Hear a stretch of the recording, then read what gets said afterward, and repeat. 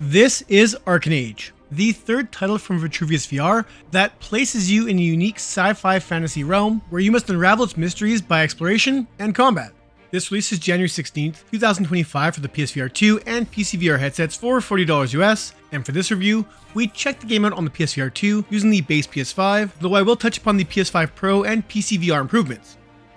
I'm not gonna lie, I was pumped to play this, as their last game, Shadow Legend VR, really impressed me with its immersion, and the trailers for this one have me thinking this might be the AAA game VR needs right now, so let's see if it lives up to that hype.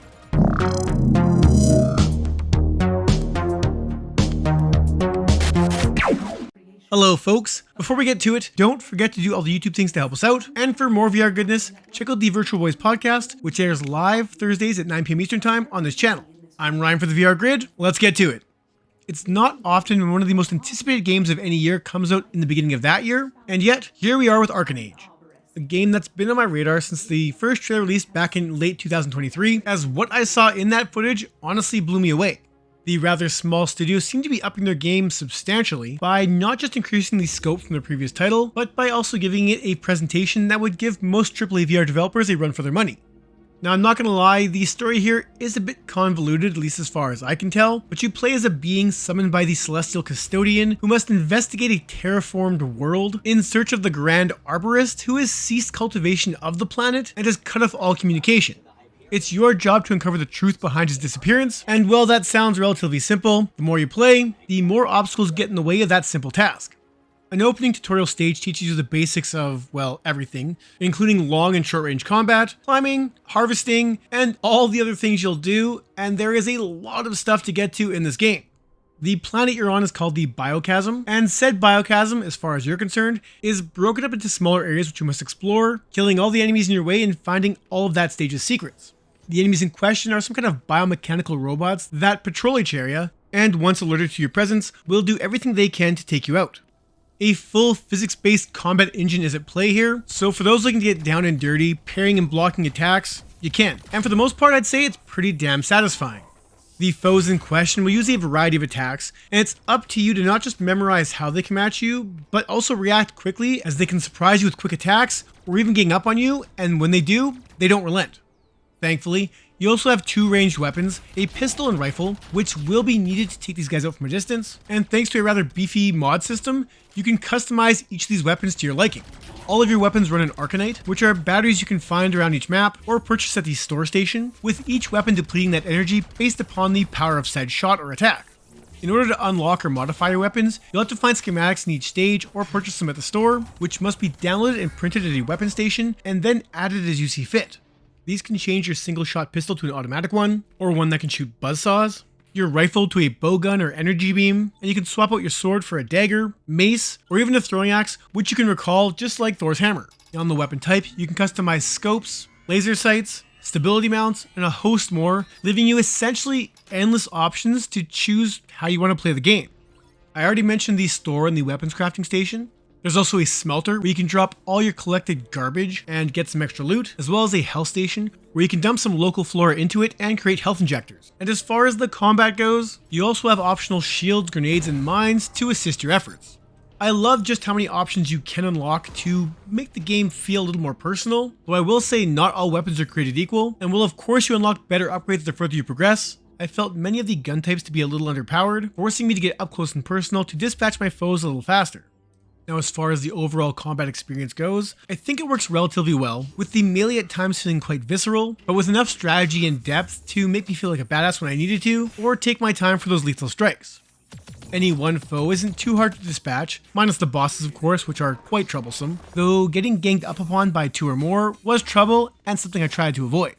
With the game clocking in somewhere between the 10 to 15 hour mark, I was much closer to 15, I did get a little tired of the combat in here, not because it's bad, just because there's just so much of it, and even when you return to previous areas, new NPCs will pop up that you'll have to kill, and the later stages offer up a ton more challenge and harder enemies, making this feel a little grindy at times. Not crazy grindy and nothing game breaking, I just feel like maybe this game might be better played in smaller doses, like going through one biome at a time and then taking a break, but maybe that's just me. While the combat can be quite in depth, the enemy AI is much less so, only being triggered if you shoot at them or get too close to them, kinda like a Souls-like game. and while their aggression can supersede their tactics, exploiting that simple AI is as easy as waiting around a corner or luring them to a nearby ledge, and when they jump up to you, they are momentarily defenseless and easy to kill.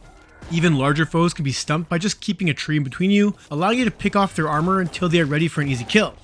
One of the levels features an arena mode with online leaderboards for those looking to challenge your skills and get those top kill times, and can be revisited at any time for additional replay factor. Now, as far as the actual game loop goes, like I said, you're going from essentially biome to biome, which are all separated by big doors which have teleporters in between them. So once you find the next teleporter, you can just teleport back to it, and then from there, teleport to anywhere you've already unlocked, making it fairly easy to jump back and forth once you've unlocked a few areas. In each area, thanks to your little tablet you can pull up, there's a list of objectives to go through that essentially force you to search every nook and cranny to find each level's secrets. There are alien corpses you can find which still have their souls attached to them, which you can either free or loot. There are relics in each stage, which seem to be optional to find, but actually aren't, as they are needed to unlock some doors later on, with plot-centric items hidden somewhere else as well.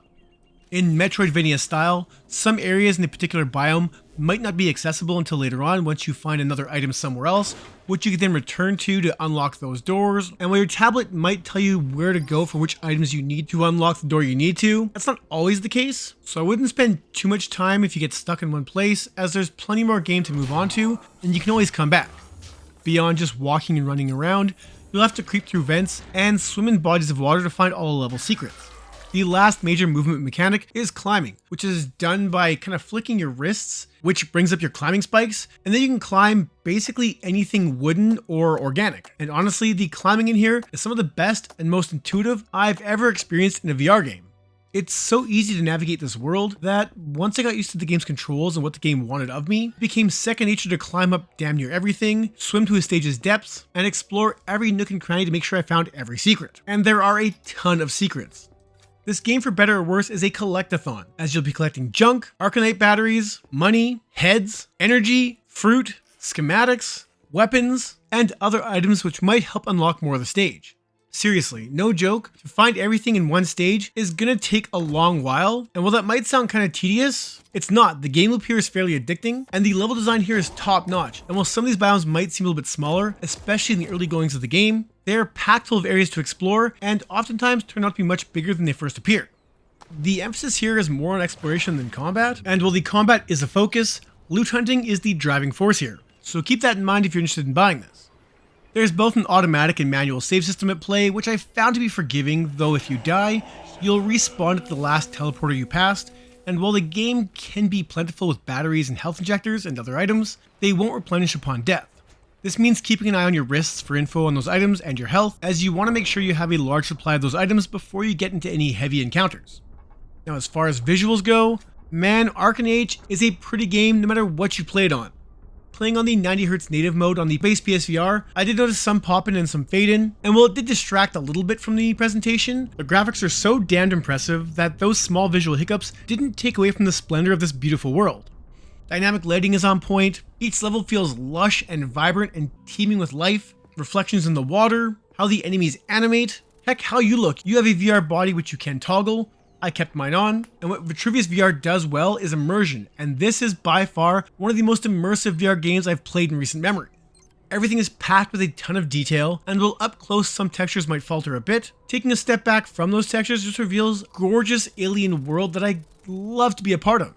You'll visit a variety of biomes, some more natural, some more technological in nature, and along your journey meet a bunch of NPCs who are there to help you or hurt you, with seriously every moment in here looking stunning. In my experience, the 90 native is the way to play. The quality mode, as performance mode, sucked. That 60Hz reprojected to 120, and in my experience, as a guy who doesn't really notice reprojection as much as others, and who doesn't get sick in VR, messed with me. I didn't get sick, don't get me wrong, but I had performance issues in that mode, frame stuttering, a weird blurring effect on edges where it honestly felt like I was kind of drunk, and I turned that mode on and off a few times just to see if I wasn't crazy or hit a glitch or something like that, and every time I played that mode, I couldn't do more than 20 minutes or so, as what was happening before my eyes was ruining the game. Now in that mode, because of the reprojection, we do get a greater draw distance and less pop-in, and while it is appreciated compared to the quality mode, those visual hiccups I experienced are not worth the price of admission, so if you play this, I recommend 90Hz only.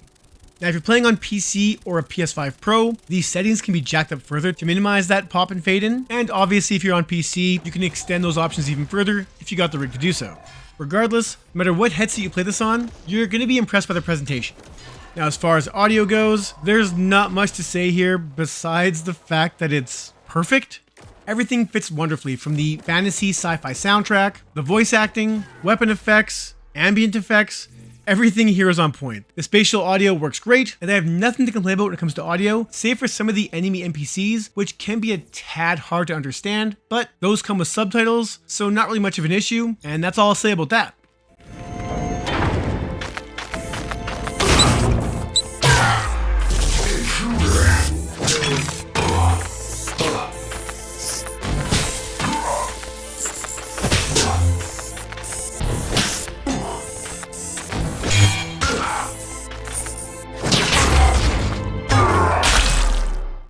One last thing to mention would be the use of PSVR 2's haptics, which is phenomenal in Arken. Each weapon feels slightly unique in hand when fired, with vibrations occurring with almost every impact, whether it's climbing up giant trees, falling from a great height or into water, and of course taking damage, giving a little extra immersion to the PSVR 2 version of this game when compared to the haptics available on PC.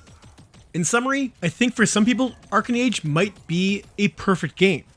For myself, it's not quite there. There's some game balancing issues in my opinion as far as the weapon strength, especially when it comes to the bosses and the latter half of the game, where my weapons didn't seem to scale up as fast as the enemies were. And for those looking for a more action-packed campaign, while it is here, you'll be doing more exploration of each stage, trying to find everything you can to unlock the most things you can to get further in the game and be the best warrior you can be. Lastly would be the game loop, which for myself is still addicting, but I do think this game is probably meant to be played in slightly smaller doses, maybe like an hour or two a day at most before taking a break, as while each stage does mix things up a little bit, the overarching game loop here can get pretty samey at times. Now with that said, if that doesn't bother you, you get one of the best looking games to come to our headsets, with some of the most immersive and thought out controls we've ever seen in VR, in a lengthy campaign with a combat system you can customize to your liking.